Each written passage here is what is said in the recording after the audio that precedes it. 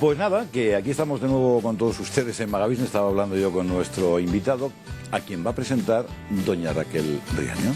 Sí, porque bueno, ya saben que en tiempos de crisis es muy importante que las empresas sepan abarcar todas las necesidades de los consumidores. Es importante tener al consumidor contento. Y en el mes de marzo se va a celebrar una de las mayores jornadas del consumidor que existen, es Consumiami, como pueden imaginar, en la ciudad de Miami. Estas jornadas están organizadas por Ausbank, la Asociación de Usuarios de Servicios Bancarios. Hoy nos acompaña el presidente de Ausbank, don Luis Pineda. Don Luis, ¿cómo está usted? Bien, por lo que veo. Estupendamente. Está pletórico. Encantado de estar en esta casa y de volver a los orígenes, el back to basic en todos los sentidos. O sea, está exultante usted, quiero decir. Aunque no se me note, sí. Sí, ¿no? No, parece que el país no acompaña. El negocio tiene que ir bien porque con las trifulcas que hay liadas entre unas cosas y otras, digo el negocio propio me refiero. Bueno, nosotros tenemos una parte de negocio en el sentido de que no tenemos absolutamente ninguna subvención. Y si lo que hacemos no tiene valor, pues no se nos paga. Y entonces no existiríamos. Luego, desde la perspectiva de valor-precio, pues el negocio se va bien y, entre otros motivos, porque ya se acabó el temor reverencial absoluto al sistema bancario financiero, el velo se ha caído y hemos visto a la Venus desnuda y está bastante estropeada, ¿no? Ayudas enormes, billonarias a un sector bancario torpe, con además un supervisor más torpe todavía en el caso español, poca visión, premiando lo peor de lo peor. No es que la CAM sea lo peor de lo peor, él es lo peor de lo peor, y resulta que sabiéndolo todo, identificándolo, teniéndolo claro, pues les deja que tengan bonus millonarios. Que a mí me parece muy bien que la gente tenga bonus millonarios, de pesetas antiguas o de euros actuales. Me parece muy bien, porque el ganar dinero no puede ser un pecado, sino todo lo contrario. Es la culminación de una carrera exitosa. Pero si el éxito es haber arruinado puestos de trabajo, clientes, a los que tienen participaciones preferentes, deuda subordinada, pues entonces sí me parece mal que se les premie. Y que esto lo haga un señor que además le pide a todos los demás, sobre los que no tienen ni competencia ni incumbencia, que se aprieten el cinturón, pues ya resulta un insulto grave a la inteligencia. Por cierto, usted es un hombre muy comunicado, es que me dicen que puede haber problemas de interferencia con el móvil. Es que acaba de sonar el móvil. Claro, por eso. Claro, pues se lo pasamos a nuestra pues lo voy a... No lo tiro, que vale mucho dinero. No, que está la cosa. No, y además también hablaremos de ello y lo difícil que es deshacerse. La portabilidad. Sí, bueno, hablaremos un poquito de todo ello. Pero yo recuerdo recientes declaraciones de uno de los mayores banqueros de este país, por no decir el mayor de los mayores, diciendo que no era todo culpa de los bancos, sino de los políticos también tenía algo que ver. Me parece que iban por ahí las declaraciones. Bueno, si los políticos en este caso han nombrado al gobernador del Banco de España, además sin consenso, pues entonces es una decisión política que el árbitro o no sepa jugar o esté jugando con el equipo contrario. Y el equipo contrario son los intereses contrarios a nuestro país y a Occidente, Europa. Es un hecho que un entrenador cogió un sistema financiero y bancario que era magnífico, es cierto, que era respetado y casi temido, como dice la canción de la Leal Infantería, en el mundo entero, y ahora pues es un equipo de gente gorda, flácida, necia en el sentido de Casares, ¿no? De no saber lo que deberías de saber, y les ha dejado mal jugar y estropearse. Eso lo ha hecho un entrenador. Imagínese si Del Bosque hace eso con el equipo. ¿Y por pues qué? Eso lo ha hecho Miguel Ángel Fernández Ordóñez. Y por lo tanto, como es un político, sí tenía razón Emilio Botín al calificar a los políticos como incorrectos jugadores en el sector financiero. ¿Pero por qué se ha llegado a esta situación? Porque la gente habla de todo, unos con conocimientos, por pura intuición, ¿no? Tuvimos una época en este país que nos llegaban fondos y se repartían por ahí, todos éramos felices, íbamos a la entidad bancaria. Bueno, yo por suerte no fui, ¿no? Pero iban algunos, decían lo del piso, la hipoteca, toma coche, eso, hasta el viaje de novios y los muebles y lo que quieras. ¿Por qué se llegaba a esto y por qué estamos así? Bueno, lo primero, que te den crédito, tener crédito, es todo menos malo, es bueno. O sea, una persona que tiene crédito es una persona confiable, predecible, es una persona que honra su palabra, que cumple sus deberes. Luego, España era un país con crédito, con una buena reputación y con un proyecto razonablemente común, disperso y diverso a veces, algunos días suicida, pero en general éramos un país temido y honrado. O sea, hago un pequeño paréntesis, claro, si yo tengo crédito y soy bueno. emprendedor y puedo montar mi tienda y me dan crédito para que compre los artículos, que luego los vendo, los devuelvo al banco, a su vez se genera un consumo porque el otro le pasa más o menos lo mismo, en fin, todo fluye. Claro, ¿no? y hay escalabilidad, es decir, lo que hago lo hago bien, lo manualizo, lo protocolizo y lo puedo repetir en distintas provincias de España, distintas villas y ciudades, y por qué no, en Portugal, en Francia, en Marruecos, y luego me extiendo y me voy a América Latina, y luego me voy a América Anglosajona, me voy a Reino Unido. Eso no es malo, y además con el dinero a un precio barato. Pero había unas normas, y es que también esa aparente facilidad de dar préstamos tenía que estar compensado porque pagasen los préstamos, claro, para que el riesgo de impago existiese dentro de lo que es el manual. Porque la banca tiene unos riesgos muy medidos, muy estudiados. Riesgo de tipo de interés, riesgo de liquidez, riesgo de tipo de cambio, riesgo de impago. Y cada cosa está muy, muy estudiada. En este país, cumplir la palabra era por ley. Pero por ley porque no te podían dar un préstamo con garantía hipotecaria para titulizar por encima del 80%. Y yo lo siento, yo tengo formación jurídica. No había que ser listo, ni celoso, ni atento. Había que cumplir la ley. Lo dice el artículo 5 de la Ley de Regulación del Mercado Hipotecario. ¿Y quién tiene que hacer que las cosas se cumplan? El supervisor. Porque cuando sale un equipo a jugar, sale a ganar.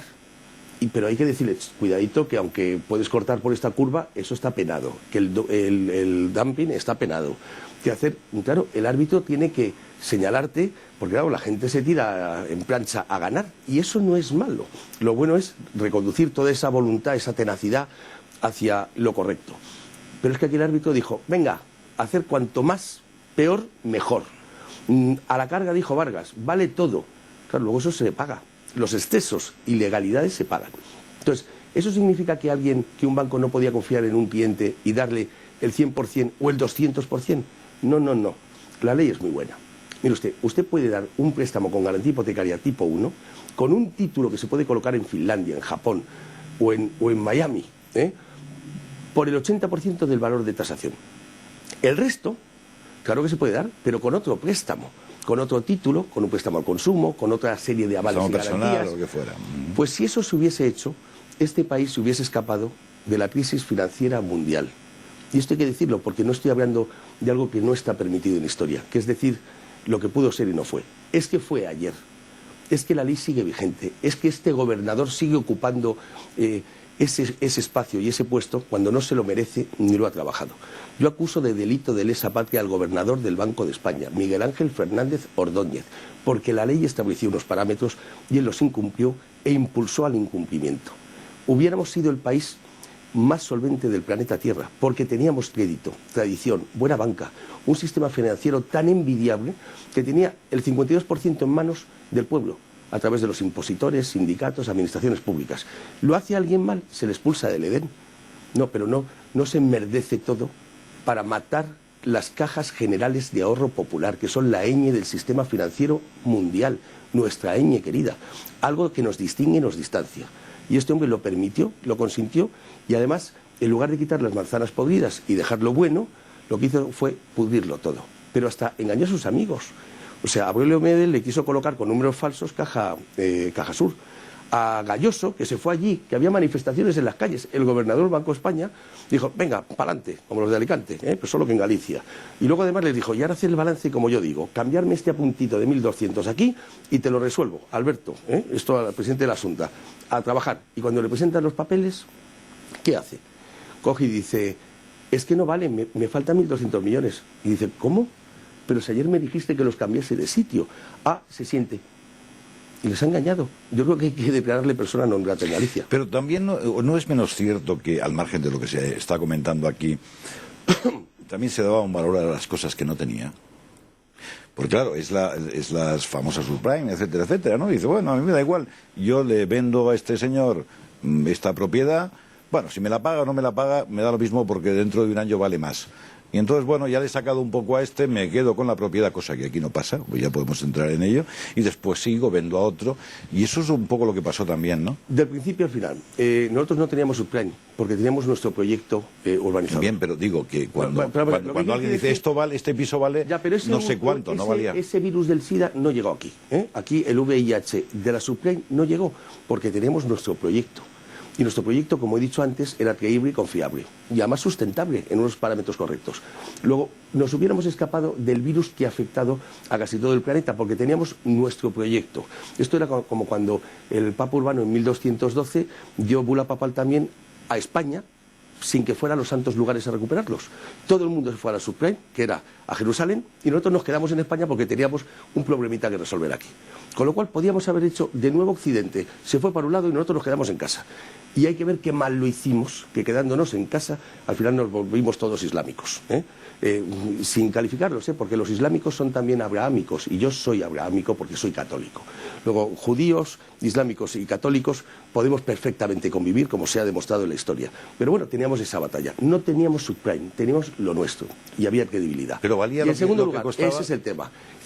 No se vendían las cosas por lo que valían, sino por el préstamo que te daban. Y como el préstamo no tenía la llave de la tasación al 80%, y la tendencia de un jugador es, mientras menos juegue y más goles meta, mejor. Entonces, si en lugar de darte un préstamo de 200.000 te lo doy de 400 por el mismo papelito y precio, resulta que trabajo menos y coloco el doble de dinero. Entonces, las cosas no se vendían por lo que valían, sino por el préstamo. ¿Y por qué el préstamo estaba fuera de control? Porque no se cumplía el artículo 5 de la Ley de Regulación del Mercado Hipotecario. ¿Y quién tenía que haber hecho que se cumpliese? Esencial y principalmente un caballero. Solo que en este caso se bajó del caballo y se volvió Pozoña, que es el gobernador del Banco de España. Este es el que tenía que haberlo hecho. Es una fijación, ¿no? No es fijación. No, pero yo no es fijación porque lloraremos por siglos la pérdida de las cajas generales de ahorro popular. Eran nuestras, españolas. Mucho mejor que la banca de los pobres de Yumus y todos estos inventos. Esas bancas prestan al 46% o al 70%, con un sistema de avales de 19 mujeres que cuando no paga una, la pegan. Yo prefiero mis cajas generales de ahorro popular. Son españolas. Porque mejoramos el Monte de Piedad italiano, la casa de Risparmio de Ricci, de todo. O sea, lo mejoramos. Porque solo se puede copiar si se mata al anterior. ¿Y cómo se le mata? Mejorándolo tanto que no quede vestigio. Pero aún así, dentro de mi ignorancia, porque la tengo evidentemente, o porque soy neófito en el tema, aunque claro, con bancos todos hemos negociado en un momento que otro. Pero también hay un tasador, ¿no? Tasadores exógenos y endógenos. Y dicen, oiga, sí, esto vale tanto. Lo que pasa es que cuando la cúspide de la pirámide se pudre, el efecto dominó es constante y continuo, ¿no? Entonces la podredumbre a todos impregna. Insisto, el tasador puede decir 100, pero es que había que haber dejado el 80. Está claro, eso está claro, ¿no? Luego, la causa de la causa es causa del mal causado. No, la cuestión está en que normalmente, además, entiendo que para dar un préstamo tienes que avalarlo de alguna manera. O lo avalas diciendo, soy funcionario público y cobraré eternamente, o tengo alguien de mi familia que a su vez me avala, o un primo que me avala con su piso o con su propiedad. No necesariamente. No necesariamente. Porque si el bien es suficiente para cubrir el riesgo de impago, pues está resuelto. Es decir, poner en marcha un país construyendo casas es una bendición. Porque haces algo que es magnífico. Nadie quiere ser proletario, todo el mundo quiere ser propietario. Esto es un hecho. Y los destechados es lo peor de lo peor, casi peor que perder el empleo, como decía Luis de Guindos hace pocos días.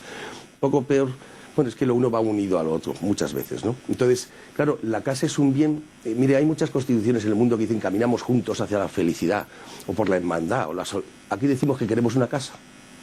O sea... aquí somos muy prosaicos, Bueno, sabemos lo que es el terreno y queremos tener un techo. Pero a mí me contaron una teoría, que puede ser real o no, que vuelvo a repetir en este programa, lo que pasa es que lo conté por la mañana, que era, ¿por qué los alemanes tienden más al alquiler? ¿Por qué nosotros tendemos a la propiedad? Probablemente o desgraciadamente que ellos tuvieron una guerra que arrasó, y aquellas propiedades que tenían, después se dieron cuenta que viene una contienda y se quedan sin propiedades. Y dice, pues ¿para qué voy a buscar esa propiedad? Y sin embargo en España tuvimos la desgracia de tener otra contienda en la que murió mucha gente, pero las casas, excepto algunos sitios, se mantuvieron, con lo cual dice, esto queda de padres a hijos, y a lo mejor puede ser una razón, así de simple. Esa es una de ellas, y otra, por ejemplo, en las islas, en Gran Bretaña, hasta hace poco no se compraba, se hacía un lease. Un lease a 50 años, a 90, a 500 años. Pero la propiedad siempre revertía al final en el duque de Wellington. O sea, claro, alguien tenía que tenerla, claro, ¿no? O sea, era un terreno limitado y por lo tanto decían, esto no se puede vender, ¿no? Pues esto pasa en muchas legislaciones. En la isla de Pascua, que depende de Chile, tú no puedes comprar un terreno o montar una empresa si no tienes una participación accionarial muy relevante de un lugareño. Pero pasa también en China. O sea, por razones políticas, geoestratégicas, económicas, o por una definición quizá ya un poco alejada de la realidad. Pero el derecho natural a la propiedad es un hecho. Y en Inglaterra se ha cambiado. Entonces, el alquiler yo creo que es bueno para una etapa de la vida, o alquileres que están predeterminados o son gubernamentales. Sí, aquello, igual el Lander, el gobierno federal o quien sea, hombre, que te da una cierta seguridad. Hombre, es muy sencillo, es decir, yo cuánto cobro, cuánto cobraré, podré pagar ese alquiler, tendré dónde vivir, claro. Y sobre todo, ¿me lo mantendrá el casero? Claro, también es verdad. Entonces, claro, si el casero es una institución con rancio abolengo, o una institución pública o semipública, te ofrece una serie de garantías que a lo mejor el negocio al final resulta que se impone y te dicen, muchos bancos, con un sentido paternalista histórico en España, hacían viviendas para los trabajadores. Y había gente que trabajaba en bancos españoles de crédito, por ejemplo, y tenían unas casas alquiladas pues a 500 euros, a 200 euros, y era director general. Bueno, luego les han dicho, te lo vendo. Dice, vale, conforme a la legislación me lo tienes que vender por X veces el importe de la renta anualizada, etcétera, etcétera. Digo, pues va a ser que no te lo vendo. A ver si hay suerte y te mueres, y resulta que lo recompro y hago una operación urbanística. Y así están, por ejemplo, por manoteras esperando a algunos que les vendan los pisos. Hubo mucha gente que tuvo la suerte. Manoteras es Madrid, porque esto se ve en muchos sitios. Digo que más de uno tuvo la suerte de tener aquellas viviendas de protección, no sé qué, y pudieron comprar, o de alquiler, aquellos alquileres ínfimos, ¿no?, que el dueño ya estaba... Como los de ahora, o sea, quiero decir, no eran más baratos que muchos que se sacan ahora. Lo que pasa es que, bueno, actualizándolo, sale lo mismo. Nos queda un minutito, luego seguiremos charlando. Pues vamos a hablar de Consum-Miami, porque me he liado. No. ¿Qué es lo que yo no acabo de entender? Yo estoy pagando mi hipoteca, he pagado primero los intereses, luego yo llevo pagada media casa y no puedo pagar más. Viene el banco y dice, para mí se subasta y acabas sin casa y sigues pagando la hipoteca. Sí. ¿Y esto por qué es así en este país? Bueno, porque en otros no. Esto es el famoso tema de la dación en pago, ¿no? Es yo lo pago y me quedo sin deuda. Vale, ¿y si lo que pago vale 10 veces más que lo que debo? Entonces, en este país, que tenemos una larga tradición jurídica desde Justiniano, el pacto confiscatorio o el pacto en realidad es expropiatorio sin indemnización. O sea, ¿por qué el banco se va a quedar un bien cuando te quedan de 20 años 3 años sin pagar? No, mire usted, yo quiero orden y concierto. Y los avances jurídicos que hemos conseguido desde las partidas, dice que se sostengan. Entonces, una situación singular no puede romper ese criterio. Es decir, ¿Y qué está pasando? El banco se tiene que adjudicar el bien por un importe máximo y mínimo, no por un mínimo de €1 como yo he visto en otras crisis. Ahora estamos peleando por el 60-70. ¿Cómo se hace el torcido del derecho? Se lo ceden a una sociedad patrimonial y se lo adjudica por €1. Bueno, pues esto teoría del levantamiento del velo, es el propio banco, es una participada o totalmente suya, entonces no puede romper el principio de que ¿cómo que me voy a quedar sin casa cuando llevo pagando 18 años y me quedan 2? Bueno, pues hay gente por el estado de necesidad, el nerviosismo, por enfrentarse a una situación judicial. O sea, que eso es defendible, entonces, eso. Es defendible, y estamos ganando algunas sentencias en que se llama un uso abusivo del derecho o algún juez que otro, enriquecimiento injusto. Entonces, Don Luis. Lo que tenemos que buscar son soluciones técnicas de largo plazo. Don Luis continuará. Continuamos en un ratito.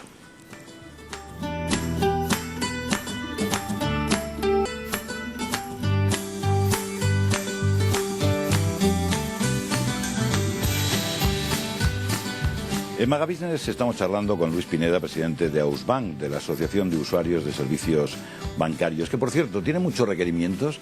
¿Les demandan mucho o todo va a miel sobre hojuelas, cosa que dudo?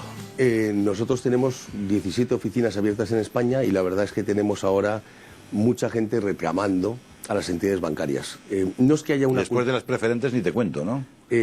Ahí tenemos algunos miles. Yo vengo ahora de Galicia con el tema de las preferentes de allí, pero singularmente hay una circunstancia terrible, inenarrable, que es la CAM, Caja de Ahorros del Mediterráneo, con 3 grupos de productos: cuotas participativas, participaciones preferentes y deuda subordinada, que pese a que el Banco de España garantizó todo el proceso, ha dejado fuera a unas 60.000 personas y sus ahorros, que son los únicos que no han tenido la culpa de nada. Porque estas personas probablemente, por lo menos con los que yo he hablado, suele ser gente mayor, aunque ahí puede caer cualquiera, que dice, bueno, tengo estos ahorritos en la idea de que era como un fondo a plazo fijo, que dice, en 6 años me lo devuelven y yo me llevo un 7%. Eso es lo que pensaba la gente a priori.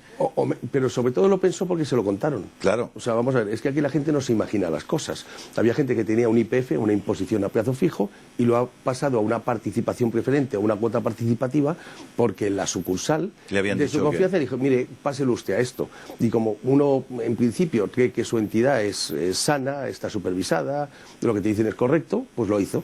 Y entonces se dan 2 circunstancias. Una, o hay un vicio en el consentimiento, o sea, se consintió algo que no es como se te dijo, por lo tanto se puede anular, o no es tu perfil como inversor y se incumple la MiFID, que es una directiva de aplicación inmediata en España. Bueno, es un camino no tortuoso, es un camino que tiene sus tiempos, su gestión jurídica, pero que estamos emprendiendo. Y debo de decir, para satisfacción de Ausbank y de nuestros asociados que han confiado en nosotros, que llevamos ganadas algunas decenas de sentencias. Estamos en ello. Porque si no, ¿qué se queda la cosa? ¿Que tienes la mitad de lo que creías que tenías? Bueno, en la CAM se queda que se ha disuelto el capital, ¿no? Porque dicen, esto no vale nada. ¿Y quién lo dice? Alguien que dice después que le entrega miles de millones a la entidad porque sí que vale algo. Y si no vale nada, que se liquide. Y al liquidarse, que me den la parte que me corresponde. Claro. Entonces, claro que tiene valor. Lo que ocurre es que han dejado fuera a una gente en que son los que han hecho que la entidad exista legalmente, porque son los que aportaron el capital regulatorio. Sí, porque si nadie hizo que la entidad pudiera subsistir. O sea, si no hay nadie que pone el dinero a los bancos no tienen dinero, ¿no? No, esto es peor. Esos son los depósitos, que tienen una garantía, el Fondo de Garantía de Depósitos. Estos son unos accionistas que no lo son porque no pueden ir a la Asamblea, no pueden gestionar, y sin embargo se les castiga porque se intuye que tenían algo que ver. No, pero en general, hombre, a no ser que tengan un capital inicial, lógicamente, que tiene que ser así, digo yo, pues todo un banco funciona porque alguien de una manera u otra pone sus dineros ahí para hacer estas cosas o para Bueno, el capital inicial en la CAM se puso en 1898, y a partir de 1988 hubo una serie de productos, las preferentes, las cuotas participativas, en donde el capital regulatorio obligatorio para funcionar, lo que pasa es que ese capital luego se apalanca. Y efectivamente, el dinero que entra más es a través de los depositantes, cuentas corrientes, libretas de ahorros, depósitos a plazo fijo, y con ese dinero se hace una masa única, que por eso se llama cuenta corriente o depósito irregular bancario, porque no es un depósito en donde te doy algo y me lo tienes que cuidar. Te doy algo, se une a todo lo demás y se recoloca en forma de préstamo o crédito en el resto del sistema productivo. Esa es la grandeza del banco. El ejercicio noble de banquero es este: tomar dinero y prestarlo a los demandantes a un precio correcto. Eso origina que la economía funcione, que aparezcan empresas, o sea que a priori no es malo. Pues los que dieron el dinero mejor, el dinero que califican como de capital, pero con la circunstancia de que, a diferencia de los bancos, no gestionan, ni pueden ir a la Asamblea, ni pueden censurarla, han sido castigados porque aparentemente sí que lo han hecho. Bueno, pero es que esto es el mundo al revés. O sea, los únicos que han hecho que aquello sea razonablemente legal y que no han participado en la mala gestión, se les califica ahora como que su valor es cero. Y, por supuesto, no vamos a aceptarlo. Otra cosa, ¿por qué los bancos te cobran por todo? Es decir, porque están muy mal acostumbrados. Dice, bueno, a ver, por mantenimiento de cuenta, por transferencia. Por cierto, que ahora con el asunto, que no sé cómo quedará, que si los 1.000 euros o los 3.000, menudo chollo. Bueno, es bancarizar mucho más el país. O sea, eso es un control exhaustivo sobre el ciudadano. Bueno, ¿y por qué no? Imagínese usted que para pagar los impuestos en España es obligatorio ver 10 minutos de intereconomía. Estaría bien.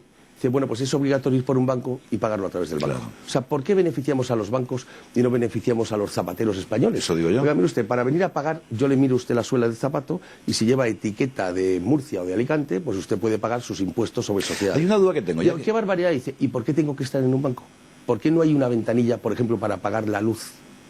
¿Eso es? No, es que tiene usted que hacerlo al banco.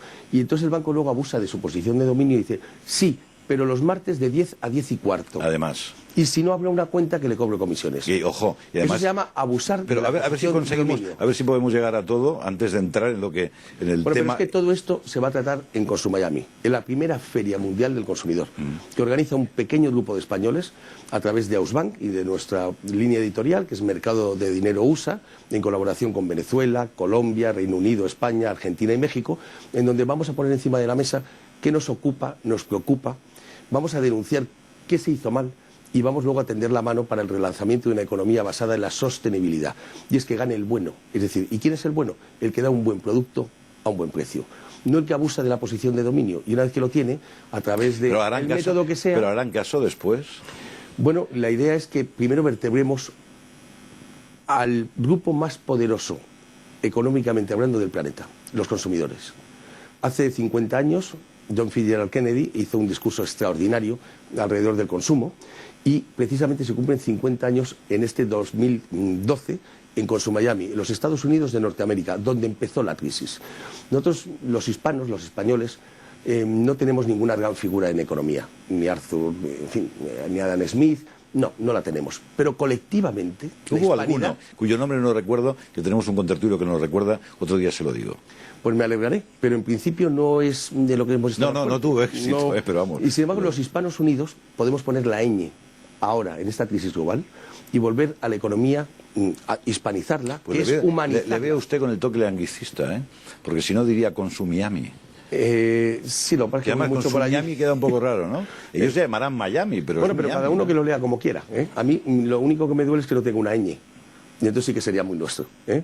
Pero en todo caso, se cumple, por ejemplo, esos 50 años, se cumplen 200 años del descubrimiento por Ponce de León de la Florida, y ayer, hace unos días, en el Miami Herald salió una tribuna de un bisnieto de Ponce de León, aquel que buscaba, dicen, la fuente de la juventud, y algo debe de haber en Miami, porque aquella ciudad se renueva constantemente, apoyando el reencuentro con su Miami. Pero también va mucho jubilado, que hace buena temperatura y se renueva por razones Bueno, con su obvias. Miami era el venidor de los Estados Unidos, era un lugar bastante lánguido y bastante dejado de la mano de Dios, pero consiguieron renovarlo, crear un skyline que se vende solo. Crearon también unos teatros para que hubiera un componente cultural que no existía. Con su Miami yo soy malagueño, con lo cual nadie me dirá que lo digo con maldad. Es una especie de Marbella, solo que bastante más grande. Desde Fort Lauderdale hasta South Point, pues aquello tiene algunos millones de habitantes. Bueno, ¿no? y aparte de estos gobiernos, ¿quién participa? Bueno, nosotros hemos hecho un roadshow, hemos hecho apostolado desde la Patagonia, nos hemos dado en Buenos Aires, en Montevideo, en Lima, en Santiago de Chile, en Ecuador, en Colombia, y todos estos países van a estar incorporados o bien por empresas, por organismos de promoción de turismo, por organismos que promocionan la calidad de servicio y la seguridad frente a las incongruencias en materia de consumo. Entonces vamos a tener empresarios, hay tres patas. La parte científica, el foro científico, que vamos a tratar temas de salud, temas de turismo, temas económicos, la moneda única, que se llama Mastercard, que está en todos los países, o la Visa, las tarjetas, y la seguridad, y el robo de identidad. Que es robarte identidad no es que se hagan pasar por ti y te quiten a la novia, no, es que se hacen pasar por ti y te quitan el dinero de la cuenta, o piden un préstamo utilizando tus datos. Tú a lo mejor tienes 16 años y ya estás marcado toda tu vida y te cuesta luego integrarte en el sistema bancario. Pero el sistema bancario lo hace todo. Hay muchos temas. Pero hay mucho tema, ¿no? Muchos el temas. consumo es todo, ¿no? Voy a incluso decir que apertura las jornadas Ralph Nader, ¿no? Que para nosotros es una especie de mito en el ámbito del consumo. Ralph Nader fue el que puso una demanda, hizo que llevásemos cinturón en los coches en el planeta Tierra, todos, y es una seguridad evidente para todos. Luego hay un foro sobre periodismo, Solución o Problema, que va a ser el moderador Andrés Oppenheimer, un periodista hispano de rancio abolengo, y no tan rancio, un gran entrevistador, que por allí ha pasado desde Aznar, Bush, hasta Fidel Castro. O sea, quiere decir que Ralph Nader es un periodista... O sea, que está muy bien ideado, ¿no? Y la idea es que los grupos de comunicación, también algunos, porque cotizan en bolsa, porque su endeudamiento es intolerable, pues ya no son medios de comunicación, son medios de encargos. No tienen ni independencia ni vocación. Bueno, pues estos son ya un problema, son parte del problema, no de la solución. Y lo vamos a dejar también encima de la mesa, ¿no? Luego, periodismo, información veraz, redes sociales, turismo, gourmet, porque Ponce de León era de tierra de campos. Y va a venir uno de los cocineros más reconocidos de Castilla y León, que es Cecilio Lera, a la sazón alcalde de Castroverde de Campos, tierra de Ponce de León, que vamos a hacer el menú del descubrimiento. O sea, que no han descuidado nada, vamos. Claro, porque hay una parte que es el foro de los sentidos.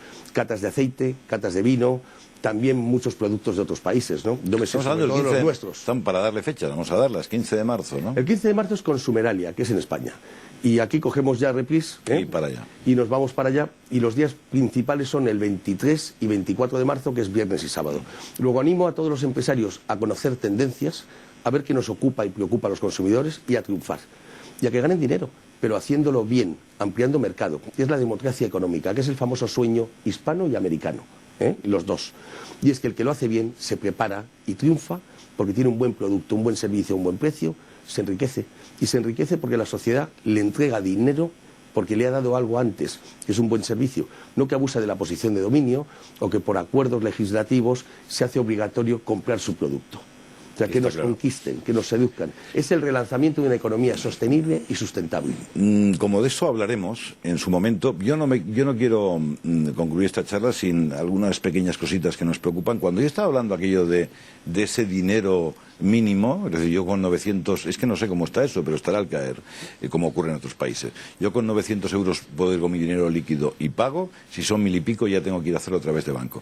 Pero la duda que yo tenía, o sea, en primer lugar... Esto lo que hace es obligar a la gente a tener una cuenta corriente. Claro, no, y además otra... ¿Y por qué no tienen que leer Mercado Dinero o Intereconomía o llevar zapatos de la marca Gorila? Pero no es que simplemente, es que yo pongo un ejemplo que me pasó a mí. Yo decidí comprarme un coche y me lo compré porque tenía el dinero.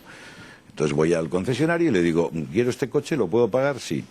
Hombre, si fuera un supercoche, coche super, igual no lo hubiera podido pagar. Entonces entraríamos en otra dinámica, ¿no? Pero bueno, dice, sí, ¿cómo lo puedo pagar? Pues o bien una transferencia bancaria, o un talón bancario, o me lo trae usted en dinero. Yo fui a mi banco, o a mi caja, y dije, póngame una transferencia, ¿cuánto me va a cobrar? Y no sé cuánto me dijo. Dije, no, vengo mañana y quiero yo 2 sobres con billetes gorditos, me los llevo y lo pago allí. Bien, la pregunta que yo me hago es, si yo demuestro que he sacado, que estaba este dinero en mi banco, ¿por qué no puedo ir yo con el dinero? ¿Podría hacerlo? ¿O tendrá que ser únicamente a través de banco para que cobre su comisión? Yo creo que esto atenta a derechos fundamentales. Claro, es que y por lo tanto, vamos a ver, el coche además... Digo un coche como puede ser otra cosa, ¿no? No, pero es que un coche que es un magnífico ejemplo porque es un bien de un dinero superior en general a los 1000 euros, puede haber de segunda mano. Pero no parece, ya no hablemos de un televisor, razonable, un televisor de plasma atómico, ¿no? Claro. Pero un coche, existe el tracto, es decir, está registrado todo. Luego, usted lo ha comprado, usted lo ha pagado. Y declara haberlo pagado. Y no solo eso, sino los impuestos. Y declara haberlo pagado en efectivo metálico. Entonces, esa declaración es ley. Y debería de serlo. ¿Y dice usted dónde lo ha sacado? Pues mire usted la cuenta que estaba ya no está. Lo he sacado de una caja de zapatos que mi padre me dio cuando se murió. O de un amigo mío que resulta que me ha hecho un préstamo sin interés, porque si el interés no se pacta por escrito, el préstamo no tiene intereses. Y esto es bueno que se sepa, porque hay mucha gente que tiene préstamos en los bancos. Antes no se ponía ni el interés y te cobraban el que querían. Claro, cuando en los bancos cogíamos la escritura decíamos, pues va a ser que no pagamos ningún interés, porque como no figura... Pero ¿es legal que un amigo te deje el dinero? Absolutamente. Y no pase por no sé dónde, porque claro, dice, tiene que hacer usted la declaración de los intereses y luego contarle a Hacienda que le ha dejado. Dar en este país préstamo no está sujeto a regulación. Lo que está sujeto a regulación es captar fondos, como Ruiz Mateos. Dar préstamos no. Que tu hermano te dé dinero, tu primo, tu cuñado, tu padre o tu peor enemigo, no está regulado. Y si te lo da con un apretón de manos es el ex interpart. Y hay, esto no sé si lo sabe la gente, ¿eh? Bueno, dar préstamos lo hace todo el mundo todos los días. Cuando tú le pagas un café a uno y al día siguiente te lo paga él. O sea que si mi hermano me deja a mí X... 10 millones de euros, porque además acredita que los tiene y lo que pasa es que entran en tu cuenta o en tu vida. Oiga, ¿y de dónde sacó los 10 millones de euros? Pues me los prestó mi hermano. ¿Y su hermano a qué se dedica? Pues a trabajar muchísimo y lleva 40 años, le ha ido bien los negocios y me lo ha dejado. Punto. Insisto, y si no figura por escrito un tipo de interés, la devolución es a requerimiento de su hermano, porque no hay plazos. Entonces es a requerimiento. Y no puede cobrarte intereses, salvo que figuren los plazos y un tipo de interés. Y de ahí no... Pero esto tiene todo el sentido. Pero cada vez que se mueve dinero en este país, alguien, el Estado, quien sea... coge un trocito. Ahí dejan que eso circule sin coger ningún trocito. Vamos a ver, los préstamos en este país no están regulados. Que luego tengan imposición fiscal porque es transmisiones patrimoniales, no, porque son dinerarias, es otro tipo. Todos los días hay préstamos. Lo que sí está regulado, muy regulado, es la captación de fondos para a lo mejor dar préstamos o para hacer inversiones. Esta idea no puede quedar así, que pase porque la gente se lea el Código de Comercio. O sea, que es decir, si yo te doy a mi hermano, le doy a mi hermano, a mi primo, a un amigo 10.000 euros, toma porque te hacen falta, ¿vale? A él le pueden preguntar dónde lo ha sacado, me vengan a mí, pues lo he sacado aquí, se lo he dado, punto, y ahí nadie se va a llevar más tajada. No. Bueno, pues es bueno saberlo, ¿eh? Es decir, muchas veces Hacienda dice, ¿tiene usted un ingreso extra? ¿Dónde ha salido? Extra, ¿dónde ha salido? Pues me lo ha dado mi hermano, mi primo o mi amigo. No te vendrá a preguntar, que pueden preguntarle a él y usted dónde lo ha sacado. Porque lo que sí hay que saber es la fuente. Usted dice la fuente. Que pues es un él probablemente o lo tenía. ¿Y usted no ha tenido que pagar intereses? Pues como usted sabe, o debería de saber, no. Porque además, aunque me lo quisiera cobrar, si no figura en un documento escrito, no me los puede cobrar. Código de Comercio. ¿Y si el hermano lo saca de una caja de zapatos? Pues si puede explicar que la caja de zapatos existía con total naturalidad. Ahora, si es trata de blancas o narcotráfico, que le metan en la cárcel y tiren la llave. Pero si estos señores los coge nadie, ¿no? No, pero lo tienen bien argumentado. No, muchas veces el ingreso se hace... Es más, ¿cómo se demuestra un préstamo? Pues porque hice una transferencia. Claro. O sea, usted se lo presta a un amigo y le manda una transferencia sin causa aparente. ¿La causa cuál es? Que le eche un préstamo de 22.000 euros y con el tiempo le requiere para que se los devuelva y el otro dice, no los recibí. Mire usted, aquí está la transferencia, devuélvamelos en un plazo razonable. Vencido el plazo, uno va al juzgado, consigue una sentencia y es ejecutiva. Y aquí pasa después gloria. Ahora bien, no puedo cobrar intereses, porque si no figura en un documento escrito que existe un interés cierto, se presupone que los préstamos en España por Código de Comercio son gratuitos. Los préstamos en España son gratuitos por ley, salvo pacto en contrario, escrito. Ya está. Es que yo estaba en Luxemburgo con una batalla por el redondeo al alza, porque ellos defendían que el redondeo formaba parte inseparable del precio y era esencial. Yo decía, pero ¿cómo va a formar parte el redondeo al alza si ni siquiera los intereses forman parte esencial del préstamo? Porque en España los préstamos son gratuitos. Y la abogacía del Banco de España me dice que el consejo sería hágalo por transferencia, porque si es de mano a mano... Si es de mano a mano y figura en un escrito, está hecho. Mire, los contratos se perfeccionan por un acuerdo de voluntades. El acuerdo de voluntades puede ser un apretón de manos. El problema es la prueba posterior. Y luego, ¿cómo te lo devuelve? Si el apretón de manos tiene una foto, o tiene usted 3 amigos que dijeron, sí, lo vi. Mire, estas sentencias que a veces se ganan de un grupo de 4 amigos en que uno coge el dinero y compra un billete de lotería. Sí, es cierto. Y luego resulta que se demuestra que efectivamente lo llevan comprando, no hay recibo, no hay papel, pero se demuestra en un procedimiento, en igualdad de las partes. Oiga, llevamos así 5 años y esta vez que toca, dice que no. Bueno, pues se ganan las sentencias. Usted demuestra, porque hubo pacto y perfección del contrato, que es la aceptación, la oferta y la aceptación. Eso es perfeccionar un contrato. Que es, por ejemplo, cuando cambiamos los cajeros automáticos de España y por efecto dominó positivo los del mundo, se nota que Volkswagen por 2 motivos. Uno, no me vale con informar. Oiga, es que antes no informaba a los cajeros. Sacaba dinero y te llegaba sorpresivamente una carta a los días. Usted sacó 500 euros y le cargo 50. Hombre, después. No, ahora te dicen, le voy a cargar 50 euros por sacar 500. Dice, acepta. Porque sin aceptación no hay perfección de contrato. Es cierto, bueno, cosas se van avanzando. Pues eso lo consiguió Ausbank. Y de eso vamos a hablar también de los cajeros en Consumayami. Otro día seguimos charlando porque nos hemos quedado a medias, y llevamos casi una hora. Pues que la gente entre en consumayami.com o en ausbank.com y que vea la que estamos montando un grupo de hispanos en beneficio de todos y sin perjuicio de nadie. Ahí queda el mensaje. Una pregunta con sí o no. ¿Cambiarás de banco pero no de banquero o cambiarás de banco pero no de banquero? Pues hombre, con las fusiones va a terminar pasando algo de eso. Ahora vamos a ver en qué queda el grupo, Y yo desde aquí sí lanzar romper una lanza seria y sensata por la independencia y existencia de suficiente oferta bancaria en este país. Con el acento que hace país, que es el acento gallego, ojalá siga adelante Nova Galicia Banca, ojalá siga adelante Bankia como un proyecto independiente y ojalá la Caixa siga siendo exitosa. Pero no tan mastodóntica que puede terminar como Citigroup o Bank of America Merrill Lynch, que lo que son es enormes mastodontes que necesitan más ayudas que nadie porque son más torpes que nadie. Ahí quedan los buenos deseos de Luis Pineda. Gracias, ha sido un placer. A ti.